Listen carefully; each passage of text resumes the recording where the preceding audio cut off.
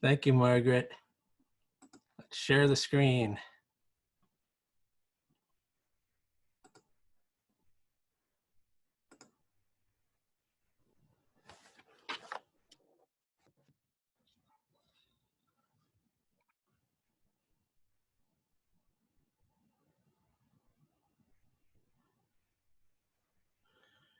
Okay, here we go. Welcome.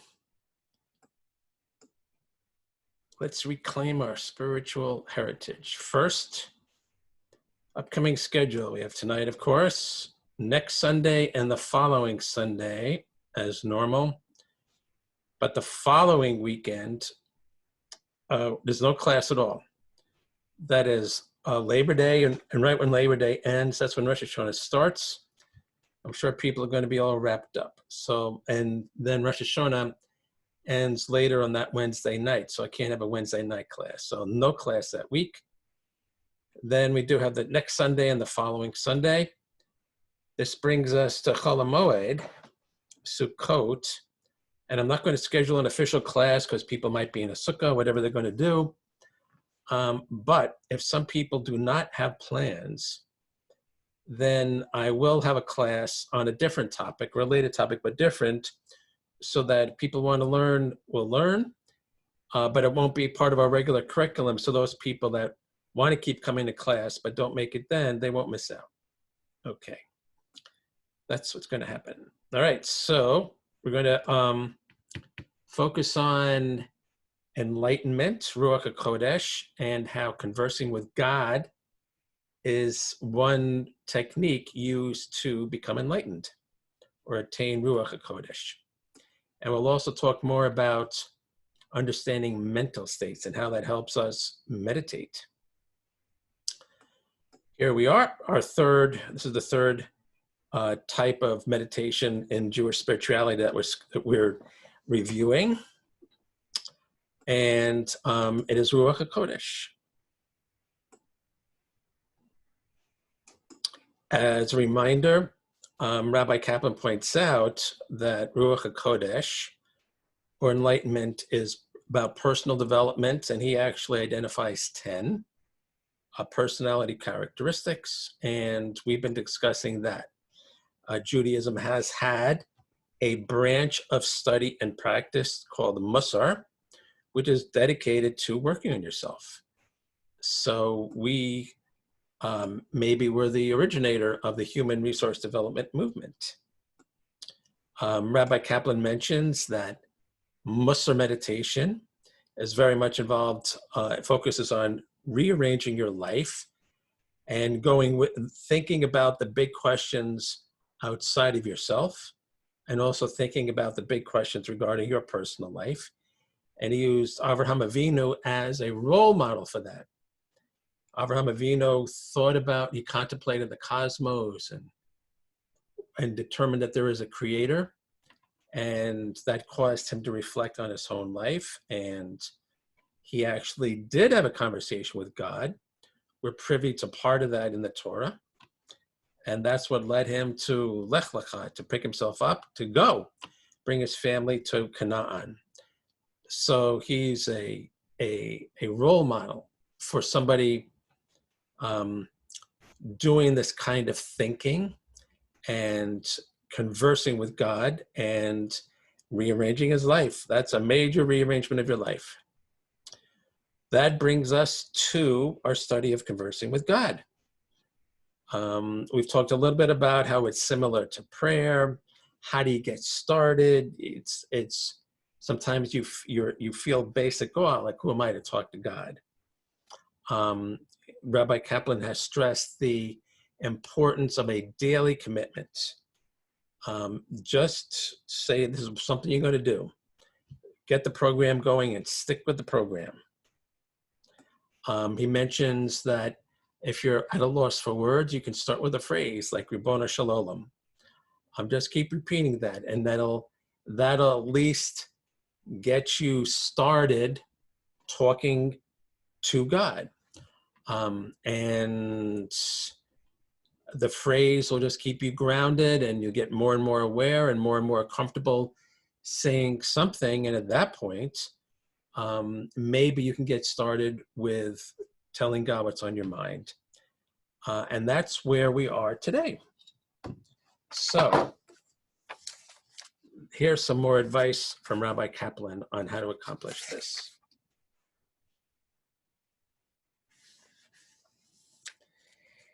He says, and we are right here. He says, if you still cannot begin speaking with God, Rabbi Nachman, and again, Rabbi Kaplan is holding up Rabbi Nachman of Breslov as a role model for somebody who converses with God. Rabbi Nachman suggests making this difficulty, the difficulty in finding the words to speak with God, make that the point of conversation. Tell God how much you would like to speak to him. Explain to him that it is hard for you to find something to say. Ask God to help you find words with which to address him. Discuss the problem with him as you would with a good friend. Once the conversation has begun, it is usually easy to continue. Like, God, I really want to be able to talk to you, but I can't. And lo and behold, you are talking to God. You're telling him how hard it is to talk to God, talk to him. Another point of departure can be the feeling of alienation and distance from God. You can initiate a conversation by asking God to bring you closer to him. Tell him how far you feel from him and ask how much closer you would like to be. Ask him to help you find such closeness. Hold on one second here. Okay. Very good. Okay. The conversation does not have to vary. One can speak to God about the same thing day after day, week after week. Obviously, it is impossible to bore God. Since this is a meditation, the regular habit of holding a conversation is as important as its content. Again, he's pointing out the benefit of regularly doing this activity. It's making it a constant practice. Just the fact that you're showing up and doing something makes it part of your mental framework. And you position yourself mentally to become more and more ready to accomplish more. If you are asking God to help you speak to him or to draw you closer, this exercise will help you develop your ability to hold more extensive conversations with God. You can repeat the same sentence or phrase as often as you wish. Any significant sentence can be the point of the entire meditation. You can change the phrase or sentence that you are using at any time. Eventually, you will develop enough flexibility to express your thoughts to God freely. So you get started and it's awkward. All beginnings are hard. And you try this and you try that, but the point is you keep getting in the practice of saying something. In any case, just as with everything else, practice helps. And one can become proficient in holding conversations with the infinite being. Once you learn how to converse with God with ease, and you can speak in a quiet, hushed voice, making yourself more and more aware of the one to whom you are speaking. So it's developing an awareness of the other. It's developing an awareness of God's here. And I can speak to him. I can say anything I want to him. Not judged, not boring. He's never going to leave. Don't have to worry about wearing him down or getting him frustrated. You're just like, okay, you're here. Thank you. As you converse, you'll become increasingly aware of God's presence. At this point, the conversation with God becomes an awesome experience. So here again, Rabbi Kaplan believes with 100% certainty in these things, and he keeps saying it. It's like you will be aware of God if you try to talk to him regularly. As the conversation becomes easier and more relaxed, the experience deepens. It becomes a powerful meditative technique, which can easily bring one to higher states of consciousness. In these states of consciousness, God's presence becomes almost palpable. So that's a sign of internal growth. So the more comfortable and relaxed you are in talking to God, the more profound an experience you have, and the more aware you are of his presence. It's you who's changing. It's you who's becoming more sensitive and perceptive. The question arises as to what advantage this method has over such other methods as mantra meditation or contemplation. Since this is an inner-directed meditation, it has some important advantages. One of the purposes of meditation is to help banish the ego. This is often difficult in the modern world. Furthermore, in the high-pressure world of our everyday lives, a person must have a strong sense of self and purpose in order to not be trampled, that's for sure.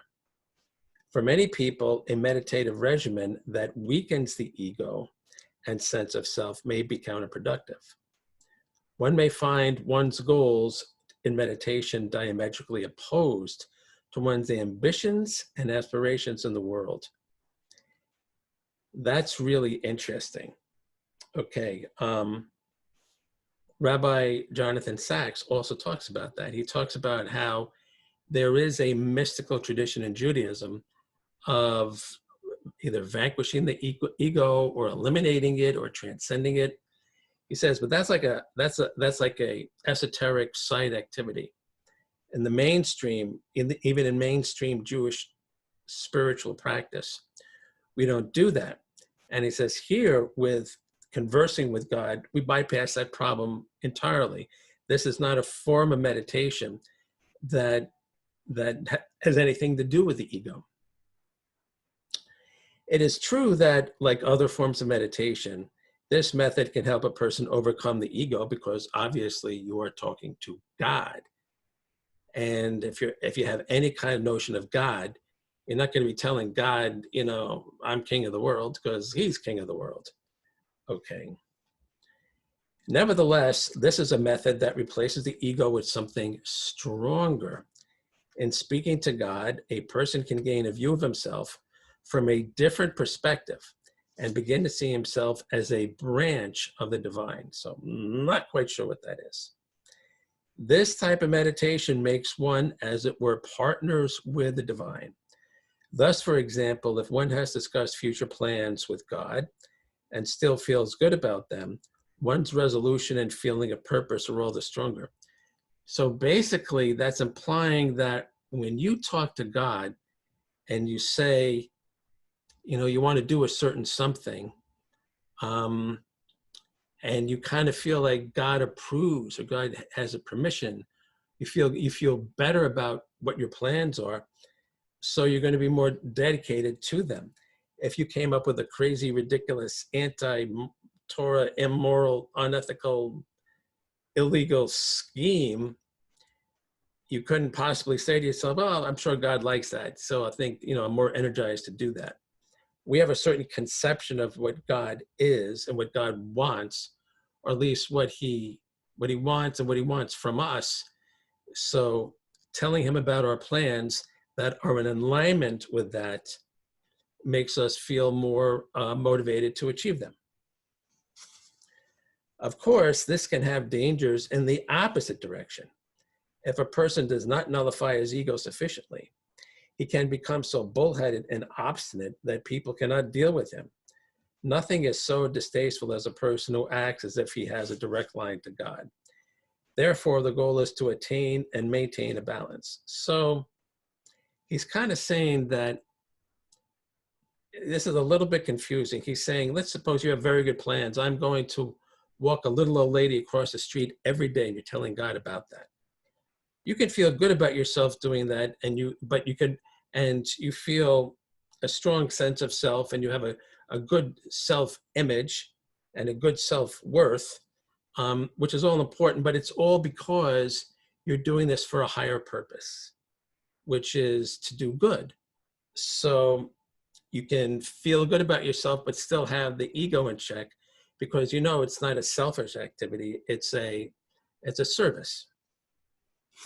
So that's how I think he means you can become a stronger sense of self and feel better about yourself, but not get too carried away, because what you're doing that makes you feel better about yourself is a high form of service.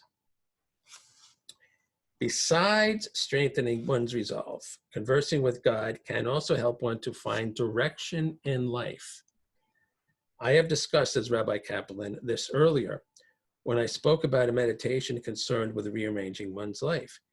Here again, by conversing with God, a person can see himself from a God's eye view, as it were. He can then determine if the type of life he is leading is one that is worthy from God's point of view. If it is not, meditation will help him find ways of improving it. It is significant that the Hebrew verb for praying is hitpalel. Hebrew linguists note that this is the reflexive of the word palel, meaning to judge. Therefore, hitpalel means to judge oneself. So actually, you can go down, you can sit down and say, God, what am I doing here? What am I going to do with my life? Why am I doing what am I doing? Is what I'm doing worth it? And your notion of what God stands for good, the creator of the universe, expecting us to be good, gives you clarity. And by the way, this also points out the importance of our conception of God as the creator of good, as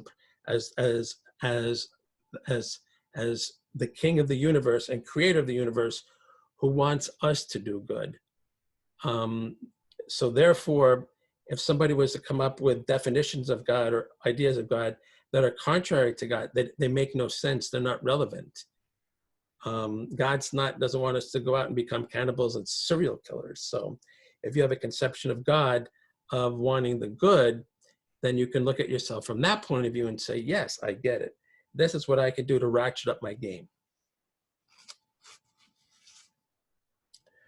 This is not difficult to understand in the context of our discussion. When a person speaks to God, he is able to see himself from a God's eye view, and he is judging himself in the deepest sense possible. He is looking at his most profound aspirations in the mirror of his prayer and judging whether or not they are worthy. Little by little, the person can purge himself of any encumbrances to prayer. So here he's saying that meditation, this kind of meditation of conversing with God and looking at yourself from God's point of view, can help your prayer, because it helps define who you are with relation to God. I mean, when we pray, we're supposed to be standing before God. And this form of meditation can help us be very clear and firm on that relationship we have with him, therefore have a more productive prayer experience. Actually, this is like a type of therapy. In many ways, speaking to God is like speaking to a therapist. What then is the difference between this method of prayer / meditation and psychotherapy? That's a very interesting question. First, it is true that both psychotherapy and meditation can help a person direct his life more effectively. In psychotherapy, however, the answer comes from without, while in prayer meditation, the answer comes from within. If the person is basically healthy, his answers will reflect his own values and aspirations much more truly than if they are filtered through the eyes of a therapist who may have an entirely different value system. Prayer / meditation may also spur a person to learn more about life and its meaning from external sources, so that help can also come from without. Of course, if you have a therapist who helps you get clear on yourself, then it's pretty close to what we're doing in conversing with God. I think his assumption is that may not be the case. I think he sees therapy as like you were being told certain things, which of course happens. but a lot of it is supposed to help you become inner directed. Furthermore, psychotherapy deals only with the mundane dimensions of man and not with his spiritual dimensions, unless you have a spiritually oriented psychotherapist. Prayer/meditation, on the other hand, deals primarily with the spiritual dimension. Psychotherapy is primarily a way of working out problems, while meditation is a method of enhancing the spiritual dimensions of life. Okay. There are many ways in which prayer/meditation can be very much like self-therapy, and therefore it has all the dangers inherent therein. As in therapy, a person can uncover deep, unresolved problems that can cause great pain and suffering if they are not worked out. In psychotherapy, one has the therapist to help if the situation becomes too difficult. If one is using meditation as self-therapy, on the other hand, one can get oneself into a psychological cul-de-sac and not be able to escape. I think that is true. What happens if you are talking with God and telling him about your life, and you come up with a lot of stuff that's you find completely unacceptable and you don't know what to do with that? Therefore, if you find yourself using prayer/meditation as a form of self-therapy, it is very important that you have a guide who understands exactly what is happening. Without such a guide, the results can be more negative than positive. The guide should be someone who is well-adjusted and psychologically strong, with extensive successful experience in guiding neophyte meditators. The guide's advice should help the meditator find a proper balance in his or her life. I think that's a very important statement because if you do go use, as he said earlier, you can go pretty deep the more comfortable you are conversing with God, and you may find stuff that you don't know how to deal with. And you do need to have on your board of a directors, so to speak, somebody who can help you deal with those larger existential and deeply personal issues.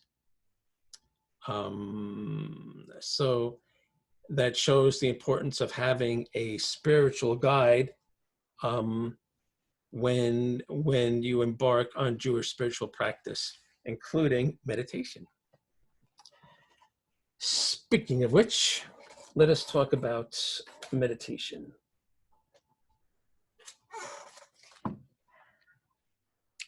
That's where we were. And here we are dealing with understanding mental states. Right here, extending awareness.